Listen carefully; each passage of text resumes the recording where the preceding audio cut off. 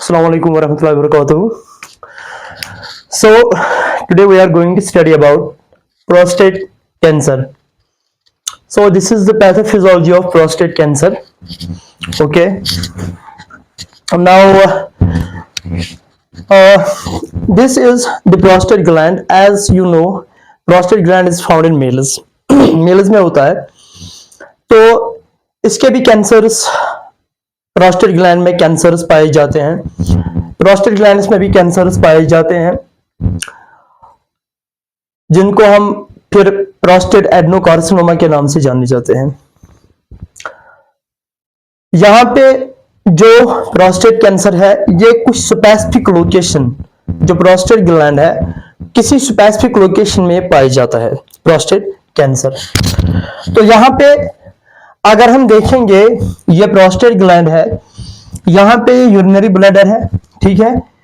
ये जो है यहां पे ये है urethra, this is urethra, this which this urethra, this in the centre through the prostate gland, it is the prostatic urethra, and this one this is the ejaculatory duct, common ejaculatory duct, and this is urinary bladder. This is urinary bladder, and this is the urethra, this is prostatic urethra, and this is the ejaculatory duct.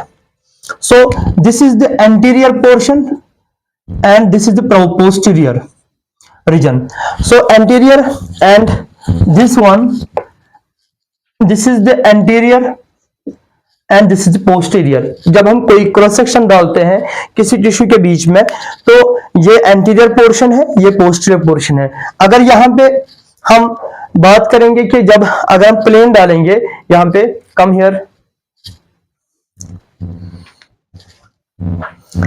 यहाँ पे ये एक, अगर हम ये person है, ठीक है, तो अगर यहां पे हम प्लेन डालेंगे सैजिटल सेक्शन, तो बिल्कुल प्रोस्टेट ग्लैंड जो यहां पे होता है, प्रोस्टेट ग्लैंड रिप्रोडक्टिव ऑर्गन्स जहां होते हैं, ठीक है। अगर हम सैजिटल प्लेन ऐसे डालेंगे, सैजिटल सेक्शन ऐसे डालेंगे, बिल्कुल ऐसे डालेंगे सैजिटल सेक्शन, इसको हम बोलते हैं सैजिटल सेक्शन। तो सैजिटल सेक्शन जो ऐसे ही हम जहां पे सैजिटल सेक्शन हमने डाला, तो ये है एंटीरियर पार्ट एंड ये है पोस्टीरियर पार्ट, ठीक है। तो यहां पे जो है, अब ये प्रोस्टेट ग्लैंड है, यहां से एंटीरियर पोर्शन है, यहां से पोस्टीरियर पोर्शन है, तो डिफरेंट रीजन्स है। हमने बोला कि कहीं किसी भी रीजन में प्रोस्टेट कैंसर हो सकता है, लेकिन आमतौर मोस्ट कॉमन लोकेशन जो इसकी देखी गई वो पोस्टीरियर साइड से देखी गई, पोस्टीरियर रीजन से देखा जाता है। तो यहां पे जो ये ब्लैक कलर है, यहां पे मैंने रेड, यहां पे ब्लू, यहां पे ग्रीन, ये डिफरेंट पोर्शंस, डिफरेंट रीजन्स मैंने प्रोस्टेट ग्लैंड के यहां पे शो किए, ठीक। अब जो ये है, ये वाला जोन जो है प्रोस्टेट ग्लैंड का, ये वाला जोन, यहां पे हम बोलेंगे zones of prostate gland, zones of prostate. तो यहां पे जो ये है ब्लैक कलर से जो हमने शो किया है, ठीक है, यह है एंटीरियर जोन,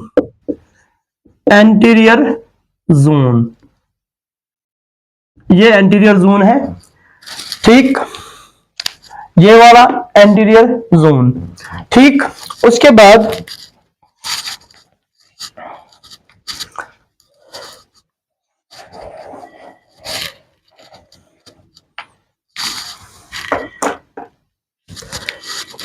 ये ग्रीन वाला, यहां पे ग्रीन वाला, ये है transitional zone,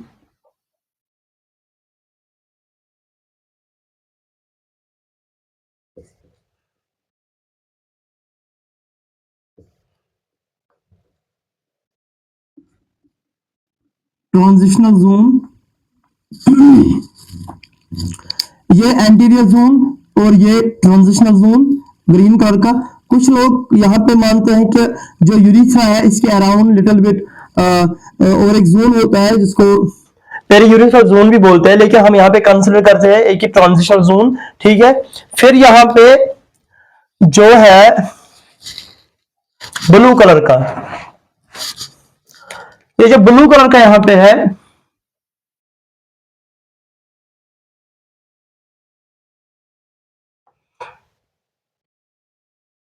central zone, sorry इसको हम कैपिटल में ही लिखेंगे, central zone. Anterior zone, transitional zone, ये सेंट्रल जोन, और यहां पे ये जो रेड कलर का है, जो यहां से पोस्टीरियर रीजन से यहां लिटिल बिट एंटीरियर की ओर जा रहा है, एंटीरियर पोर्शन की तरफ जा रहा है, यहां से रेड कलर से जो हमने शो किया है, ठीक है। तो ये है हमारा पेरिफेरल जोन।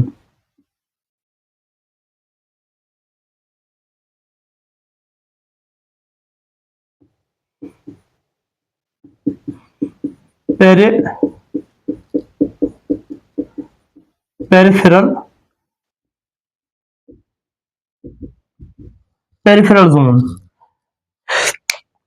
ये है एंटीरियर जोन, ये है ट्रांजिशनल जोन, ये सेंट्रल जोन, यहां पे ये रेड कलर से ये है peripheral zone.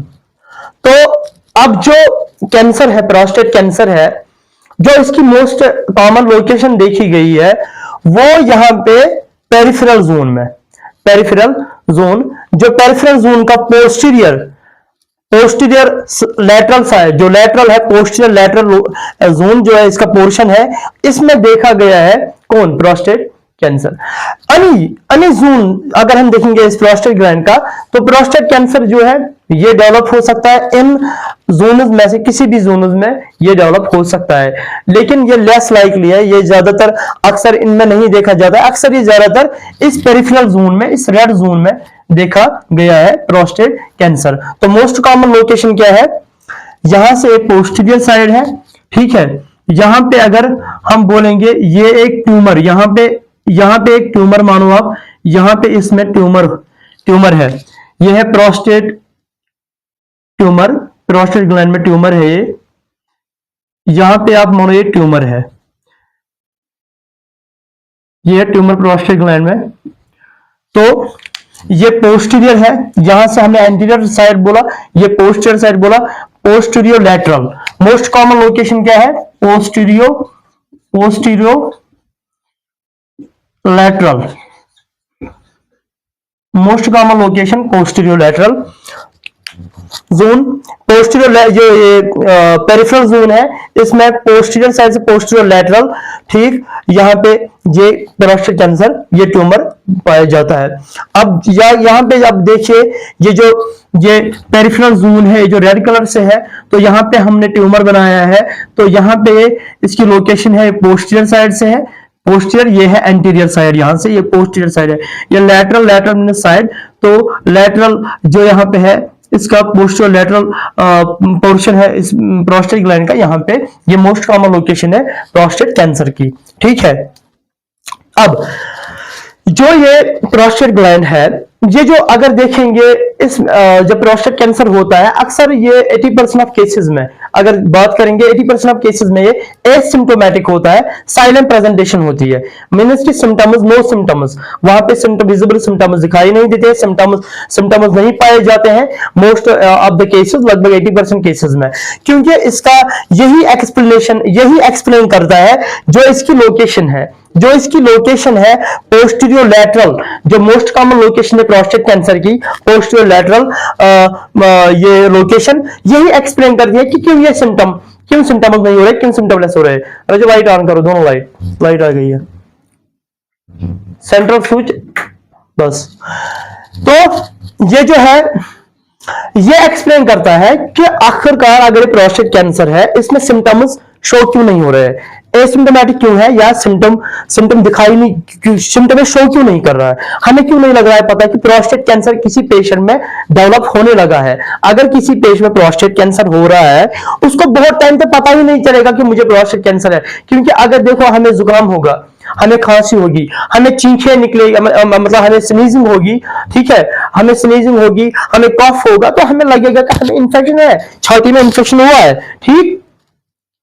And this is, तो ये जो है ये जो मतलब सिम्टम्स है यहाँ पे शो नहीं हो रहे हैं, क्योंकि अगर देखेंगे ट्यूमर जो है, ये प्रोस्टेट ट्यूमर जो यहाँ पे है, इसकी लोकेशन, क्योंकि जो यूरिथ्रा है, यहाँ पे यूरिथ्रा जो है ये थोड़ा फार अवे है, ये जो ट्यूमर यहाँ पे है ये थोड़ा दूर है, इस यूरिथ्रा से थोड़ा बहुत दूर है, तो इसलिए ये यहाँ पे सिम्टम्स नहीं शो कर रहा है। लेकिन अगर ये ट्यूमर थोड़ा बड़ा हो जाएगा, बिग एनफ होगा, ऐसा होगा कि ये यहाँ पे इन्वेड करेगा यहां तक, फिर ये इस यूरिथ्रा को, जो प्रोस्टेट यूरिथ्रा, जो बीच में से यूरिथ्रा गुजर रहा है प्रोस्टेट ग्लैंड के, ये ट्यूमर इसको कंप्रेस करेगा, मींस कि ये यूरिथ्रा है, अब ये ट्यूमर इसके नजदीक आया तो ये यूरिथ्रा को कंप्रेस करेगा, यूरिथ्रा में ब्लीडिंग होगी, यूरिथ्रा में पेन होगी, यूरिथ्रा में ब्लीडिंग होगी, स्वेलिंग होगी, तो सिम्टम्स तब आ सकते हैं जब ये इन लोकेशंस में, या जब वो ट्यूमर बहुत बड़ा होगा तब जाके कुछ सिम्टम्स होंगे। लेकिन अक्सर अगर देखा गया है ये सिम्टम 80% ऑफ केसेस, ठीक है। This explains why, this explains why it is a symptomatic या साइलेंट प्रेजेंटेशन, ठीक है। इसकी पोस्टर लेटरल जो मोस्ट कॉमन लोकेशन है, ये एक्सप्लेन करती है क्यों एसिम्प्टोमेटिक है 80% ऑफ केसेस में, ठीक। अब जो ये प्रोस्टेट कैंसर है, अगर हम देखेंगे कि मेल्स में, तो प्रोस्टेट कैंसर, ये सॉरी प्रोस्टेट ग्लैंड प्रेजेंट है, तो प्रोस्टेट ग्लैंड के बिहाइंड अगर हम देखेंगे, यहां पे ये है रेक्टम, ठीक, यहां से रेक्टम गुजरता है, ठीक है, रेक्टम है, ठीक, जहां से फिर एनस और ये रेक्टम, तो रेक्टम अगर हम एनाल के थ्रू, एनाल जब प्रोसीजर करते हैं एनस के थ्रू, डॉक्टर इसको digital rectal exam, on digital rectal exam वो इसको पल्पेट करता है, फील करता है, किसको, अगर ये प्रोस्टेट कैंसर होगा तो ये hard nodule, asymmetric hard nodule जैसा होता है, ठीक है, नोड्यूल हार्ड नोड्यूल जैसा होता है, तो ये डिजिटल रेक्टल एग्जाम पे जब एक डॉक्टर इसको फील करेगा, पल्पेट करेगा रेक्टम में, जब ये एग्जाम करेगा थ्रू रेक्टम, क्योंकि ये बिल्कुल रेक्टम इसके बिहाइंड होता है, ये बिल्कुल इसमें इससे यहां पे फील हो सकता है। और अब अगर हम यहां पे एक जो मैंने ये बनाया नॉर्मल प्रोस्टेट टिश्यू, अगर हम नॉर्मल प्रोस्टेट ग्लैंड का यहां पे क्रॉस सेक्शन लेंगे, तो यहां पे ये है normal prostate tissue, normal prostate tissue, ये है इसमें सेल्स, ये है इसमें सेल्स, ये जो यहां पे डायग्राम है, ये यहां पे अगर मैं इसमें से थोड़ा सा काटूंगा, इसमें से थोड़ा सा मैं यहां पे काट करूंगा, किसमें, नॉर्मल प्रोस्टेट टिश्यू जो है इसमें से काट करूंगा, इसकी मैं जो एनाटॉमी है, जो ये माइक्रोस्कोपिक जो पैथोलॉजिकल स्टडी करूंगा, ठीक है, तो इसमें कट करूंगा, फिर इस टिश्यू को, इसको मैं यहाँ पे इसकी कंपोजिशन देखूंगा, सेल्स कौन कौन किस टाइप के सेल्स है, तो ये नॉर्मल प्रोस्टेट टिश्यू है, इसको क्रॉस सेक्शन मैंने लिया, तो यहाँ पे ये सेल्स हम देखे हैं, इसमें ये बेसमेंट मेम्ब्रेन, यहाँ पे बेसमेंट मेम्ब्रेन है, ये सेल्स है, इसमें number of cells, different kinds of cells present होते हैं, जैसे बेसल सेल्स होते हैं, इसमें बेसल सेल्स होते हैं, इसमें न्यूरोएंडोक्राइन सेल्स होते हैं, इसमें मेन खास जहां पे स्पेसिफिक सेल्स होते हैं वो है लुमिनल सेल्स, लुमिनल, ये यहां पे जो है लुमिनल ए सेल्स,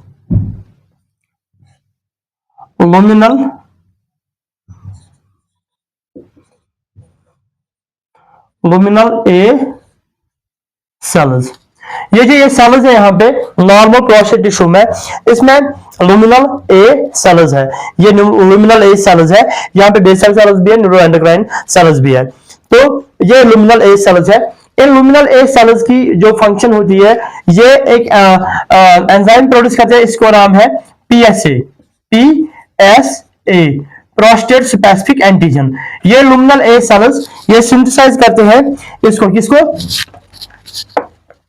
यहां पे ये लुमिनल ए सेल्स है, ये तैयार करते हैं PSA, prostate specific antigen, prostate,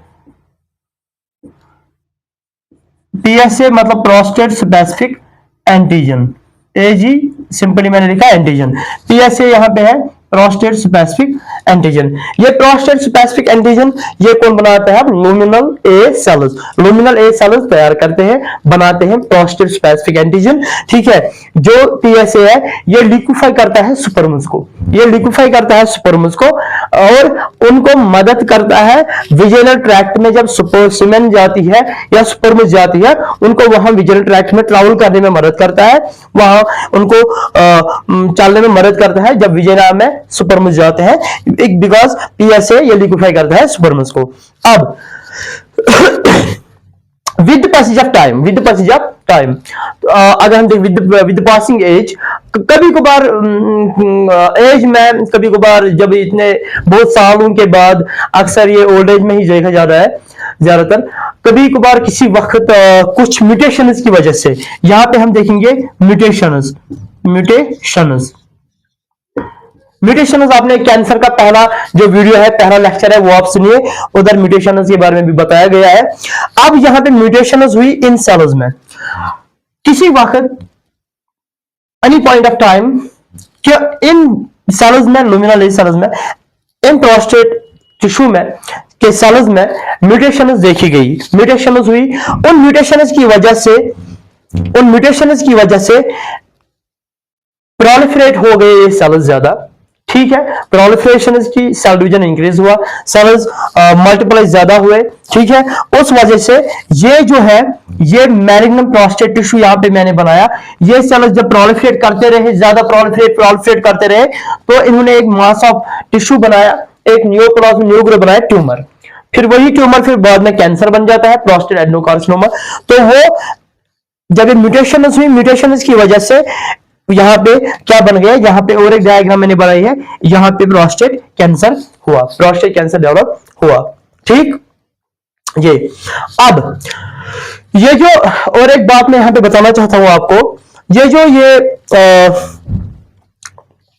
prostate tissue होता है, ठीक है, प्रोस्टेट टिश्यू जो है इसमें ये इसके प्रोस्टेट टिश्यू पे होते हैं डीएचटी रिसेप्टर्स। डीएचटी रिसेप्टर ये एक्सप्रेस करता है डीएचटी रिसेप्टर्स, डीएचटी रिसेप्टर्स यहां पे बताऊंगा मैं, डीएचटी रिसेप्टर्स,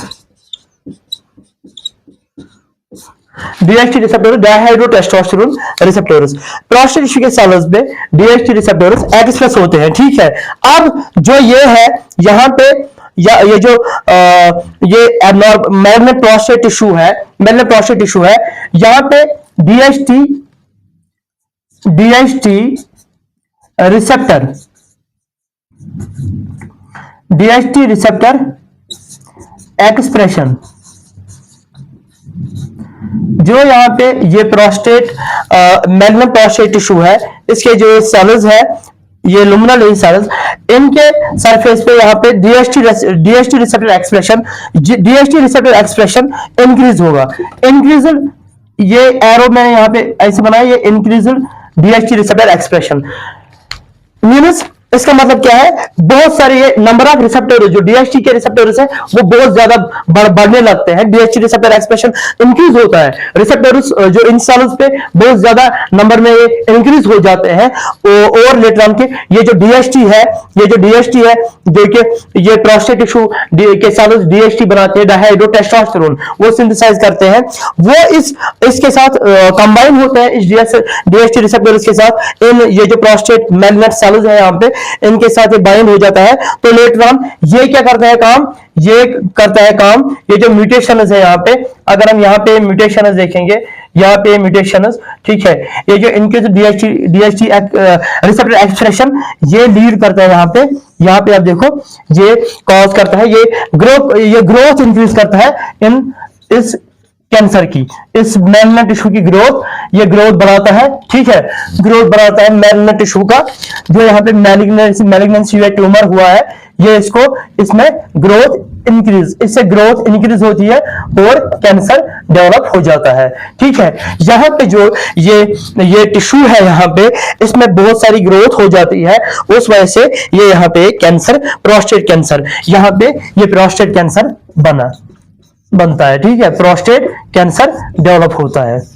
ठीक, क्या हुआ, increase DHT dihydrotestosterone receptor expression जब ज्यादा हुआ, जब इंक्रीज ये रिसेप्टर एक्सप्रेशन ज्यादा हुआ, ये सेल्स में ज्यादा रिसेप्टर बनने शुरू हुए, तो ज्यादा एक्सप्रेस हो गए इन सेल्स पे ये डीएचटी रिसेप्टर्स उसकी वजह से डीएचटी हार्मोन डायहाइड्रोटेस्टोस्टेरोन जो है मेल सेक्स हार्मोन है, डायहाइड्रोटेस्टोस्टेरोन डीएचटी ये स्टेरॉइड हार्मोन है, मेल सेक्स हार्मोन है, ये ज्यादा इसके साथ कंबाइन होके फिर लेटर ऑन ये ट्रिगर करता है ग्रोथ, ये ट्रिगर करता है ग्रोथ इस प्रोस्टेट ग्लैंड टिश्यू में, ग्रोथ ट्रिगर करता है, उस वजह से प्रोस्टेट कैंसर डेवलप हो जाता है। ठीक, ये भी एक बात। अब हम दूसरे साइड से अब हम थोड़ा ट्रीटमेंट के बारे में बात करेंगे।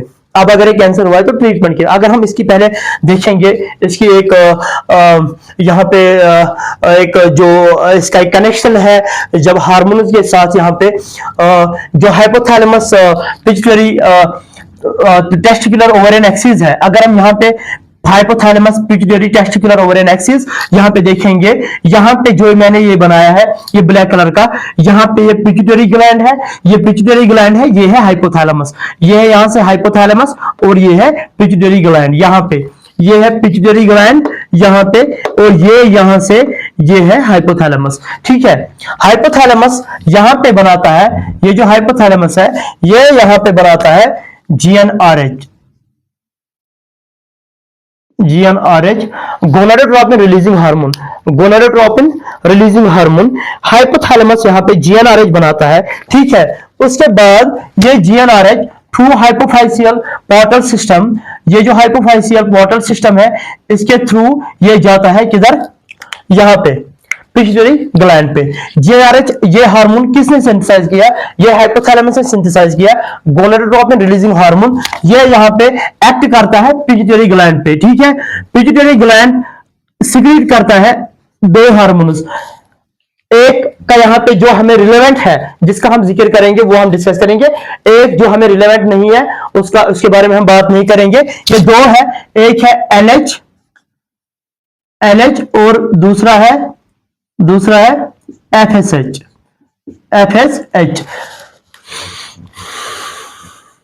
फॉलिकल स्टिमुलेटिंग हार्मोन एफएसएच और एलएच ल्यूटिनाइजिंग हार्मोन। यहाँ पे हम इस पे किस पे एलएच पे, यहाँ पे हम एक तो ये एफएसएच, दूसरा LH luteinizing hormone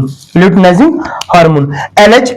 GnRH release हुआ हाइपोथैलेमस से, इसने एक्ट किया पिट्यूटरी ग्लैंड पे, तो पिट्यूटरी ग्लैंड से दो हार्मोन निकले, एक एफएसएच जो कि यहाँ पे रिलेवेंट नहीं है जिसके बारे में हम बात नहीं करेंगे, दूसरा एलएच ल्यूटिनाइजिंग हार्मोन जो यहाँ पे इंपॉर्टेंट है जिसकी हम बात करेंगे, जिसपे यहाँ पे इफेक्ट होता है।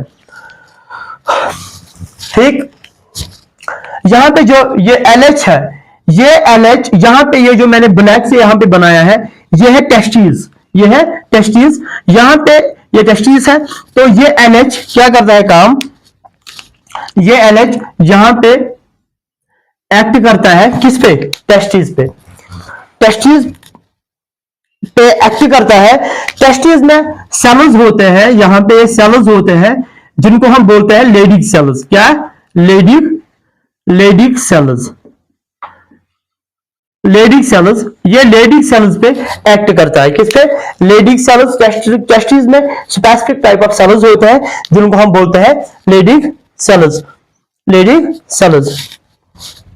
और जब ये एनएच जो है ल्यूटिनाइजिंग हार्मोन, इसने लेडिक सेल्स पे एक्ट किया, तो ये लेडिक सेल्स क्या बनाते हैं, ये बनाते हैं टेस्टोस्टेरोन।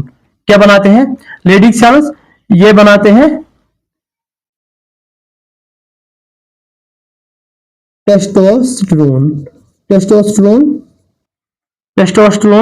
ठीक है, इन लेडिक सेल्स ने टेस्टोस्टेरोन बनाया। ठीक है, ये टेस्टोस्टेरोन है, ठीक है, जहां पे और एक एंजाइम है, यहाँ पे और एक स्पेसिफिक एंजाइम, स्पेशल एंजाइम है, इसका नाम है 5 अल्फा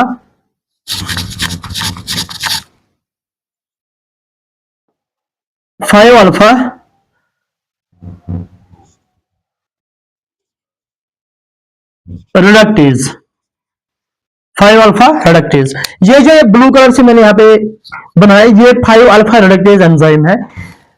अब हमने क्या बोला, जीएनआरएच गोनाडोट्रोपिन रिलीजिंग हार्मोन ने पिट्यूटरी ग्लैंड पे एक्ट किया। वो गोनाडोट्रोपिन रिलीजिंग हार्मोन किसने सिंथेसाइज किया, हाइपोथैलेमस ने। यहां पे गोनाडोट्रोपिन रिलीजिंग हार्मोन जो है, गोनाडोट्रोपिन रिलीजिंग हार्मोन ये सिंथेसाइज किया हाइपोथैलेमस ने। हाइपोथैलेमस ने जीएनआरएच रिलीज किया, उसके बाद जीएनआरएच एक्ट करता है पिट्यूटरी ग्लैंड पे। किस पे, पिट्यूटरी ग्लैंड पे। पिट्यूटरी ग्लैंड से दो हार्मोन निकलते हैं, टू हार्मोन्स, कितने, दो, एक एफएसएच जिसके हम यहाँ पे जो रिलेवेंट नहीं है बात नहीं करेंगे, और दूसरा एलएच ल्यूटिनाइजिंग हार्मोन, और FSH folic stimulating hormone. FSH यहाँ पे इसकी बात हम नहीं करेंगे, ठीक है, यहाँ पे हम क्योंकि रेलेवेंट यहाँ पे नहीं है, यहाँ पे एलएच है ल्यूटिनाइजिंग हार्मोन। ल्यूटिनाइजिंग हार्मोन जब निकला पिट्यूटरी ग्लैंड से, पिट्यूटरी ग्लैंड से ल्यूटिनाइजिंग हार्मोन एलएच निकला, ये करता है एक्ट किस पे, टेस्टिस पे। लेकिन टेस्टिस में स्पेसिफिक सेल्स होते हैं लेडिक सेल्स। लेडिक सेल्स क्या बनाते हैं, टेस्टोस्टेरोन। टेस्टोस्टेरोन जो है इस पे और एक एंजाइम एक्ट करता है टेस्टोस्टेरोन पे, उसका उस एंजाइम का यहाँ पे इसका नाम है 5 अल्फा यहाँ पे रिडक्टेज, 5 अल्फा रिडक्टेज। ये जो 5 अल्फा रिडक्टेज यहाँ पे है, ये करता है टेस्टोस्टेरोन को कन्वर्ट किसमें, डीएचटी में। किसमें, डीएचटी। यहां पे इसने एक्ट किया, किसने, 5 अल्फा रिडक्टेज, ये एक्ट करता है टेस्टोस्टेरोन पे, और टेस्टोस्टेरोन को कन्वर्ट करता है किसमें, किसमें, डीएचटी, डाइहाइड्रो टेस्टोस्टेरोन, ठीक है, डीएचटी। ये जो डीएचटी अब है,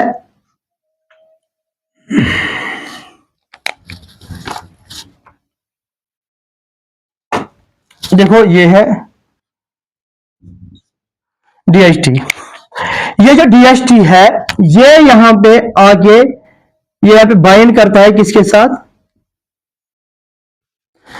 ये डीएचटी जो है, ये यहां पे प्रोस्टेट लुमिनल सेल्स, प्रोस्टेट लुमिनल सेल्स, ये जो प्रोस्टेट लुमिनल ए सेल्स है, लुमिनल ए सेल्स प्रोस्टेट, इससे यहां पे म्यूटेटेड लिमिनल सेल्स है, लिमिनल ए सेल्स, इनमें म्यूटेटेड, ये म्यूटेटेड है, इनमें म्यूटेशन हुई है।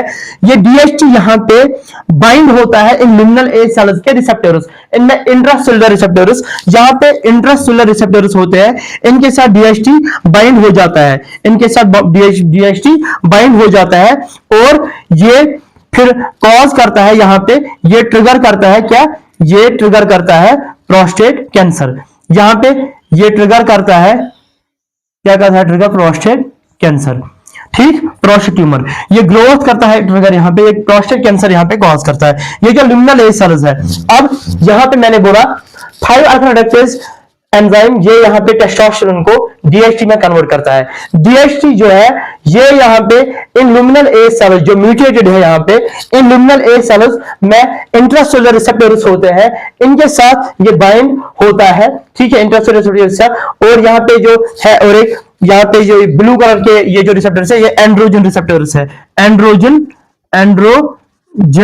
Receptors, androgen receptors. ये एंड्रोजन रिसेप्टर्स, ये न्यूक्लियस जो है इन सेल्स का, इसके साथ एज ट्रांसक्रिप्शन फैक्टर एक्ट करते हैं, ये ट्रांसक्रिप्शन फैक्टर एज एक्ट करते हैं, यहाँ पे न्यूक्लियस से बाइंड हो जाते हैं और ट्रिगर करते हैं सेल ग्रोथ, और ये लीड करता है फिर प्रोस्टेट कैंसर, ये लीड करता है प्रोस्टेट कैंसर, इसे प्रोस्टेट कैंसर डेवलप हो जाता है।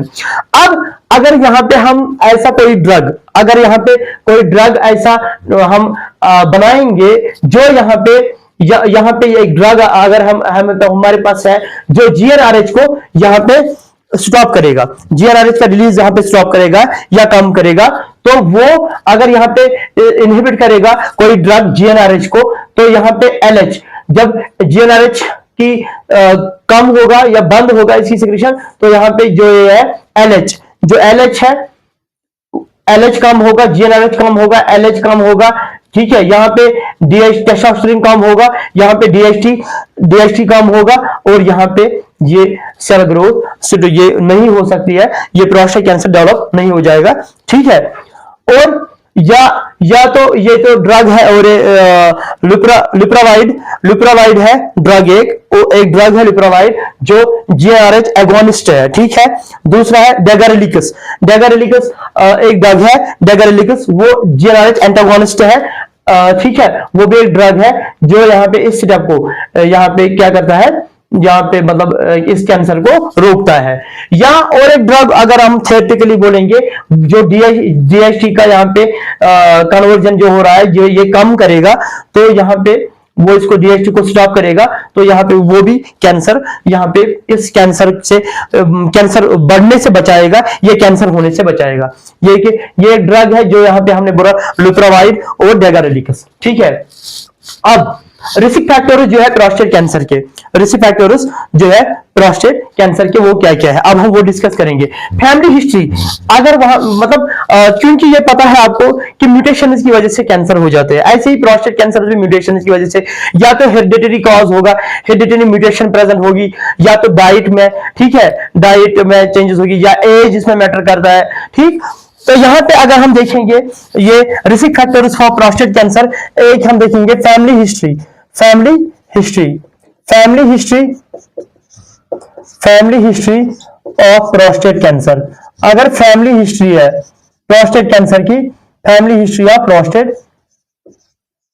कैंसर, यहां पे मेनली फर्स्ट डिग्री रिलेटिव, अगर यहां पे फैमिली हिस्ट्री है प्रोस्टेट कैंसर की फर्स्ट डिग्री रिलेटिव, मीन्स की या तो फादर है, ब्रदर है, ठीक है, ये यहाँ पे जो ये फैमिली हिस्ट्री होगी तो प्रोस्टेट कैंसर के रिस्क फैक्टर्स ज्यादा बनते हैं उस पर्सन के। सपोज किसी के बाप को प्रोस्टेट कैंसर था, तो चांसेस बनते हैं कि बेटा में भी, सन में भी हो सकता है, इसके बेटे में भी हो सकती है चांसेस आगे लेटर एज में कि उसको कैंसर, प्रोस्टेट कैंसर लाइफ में हो सकता है। ठीक है, एक है family history of prostate cancer, दूसरा जो है यहाँ पे अफ्रीकन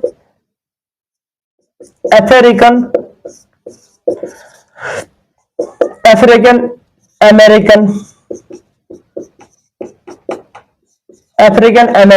डिसेंट।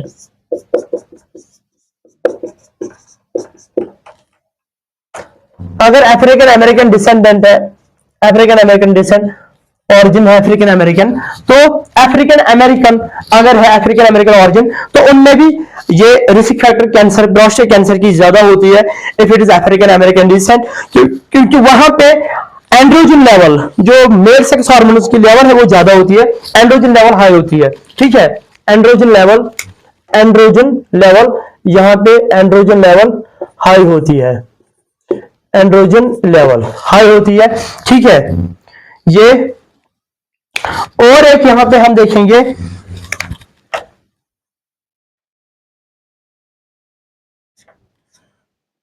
BRCA BRCA1,